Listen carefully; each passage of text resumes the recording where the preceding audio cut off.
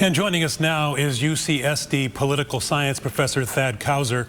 Yeah, Thad, we want to look at what's going on at the convention and tell us a little bit about how the assassination attempt might change things as far as tenor is concerned. Well, there's really so much to digest for America, right? Friday, we were talking about President Biden's future. Saturday, we're talking about a horrific assassination attempt.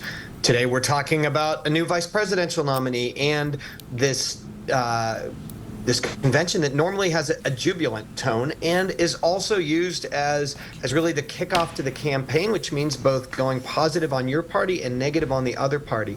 The question is how to manage that all when so much of it has been put in place in advance, right? Speeches that have been written, that have been prepared for months, while former President Trump is trying to strike a more conciliatory tone and trying to bring the country together. It's going to be an interesting performance over the next few days to see if he can manage that. We now know his vice presidential pick is the Ohio Senator, J.D. Vance. How strategic was it to get small towns in middle America, Pennsylvania, Wisconsin, into play with J.D. Vance with his Appalachian upbringing? Well, I think we've seen in many polls that the Midwest, the upper Midwest, Minnesota, Michigan, Pennsylvania, these will be key battlegrounds. And Donald Trump had kind of two potential strategies to take, right? Would he try to expand the Republican coalition potentially ethnically with Marco Rubio or Tim Scott, South Carolina, Florida? Those are already safely Republican states.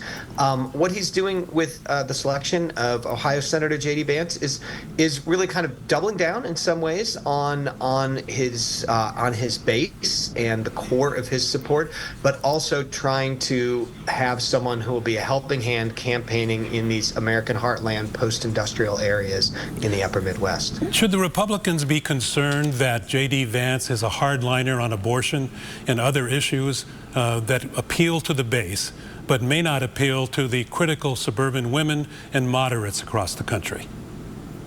I think the Republican Party's chief vulnerability, one of their chief vulnerabilities in this race, are positions on abortion that have turned out to be unpopular, even with voters in J.D. Vance's home state of Ohio, where a big blow was dealt to the pro-life movement through an initiative. And so I think this will become, it's already a talking point that Democrats are using to try to show that a vote for Donald Trump would be, in Democrats' mind, a vote to move towards further restrictions across the nation in abortion. Look for that to be even more prominent an issue after this VP pick.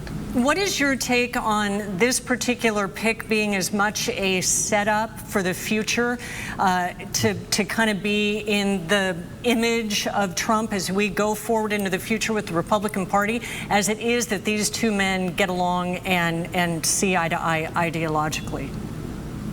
Well, I think what we're going to see this week clearly in Milwaukee is that the Republican Party is now the party of Donald Trump, right? It's gone from a party that reluctantly embraced him to a party that then moved to him because he was winning, to now a party where he is controlling both the party apparatus with members of his family. The party platform now clearly bears his imprint. And now we have in the vice presidential pick someone who didn't have an external base of support and a very different overlapping set of support that Donald Trump.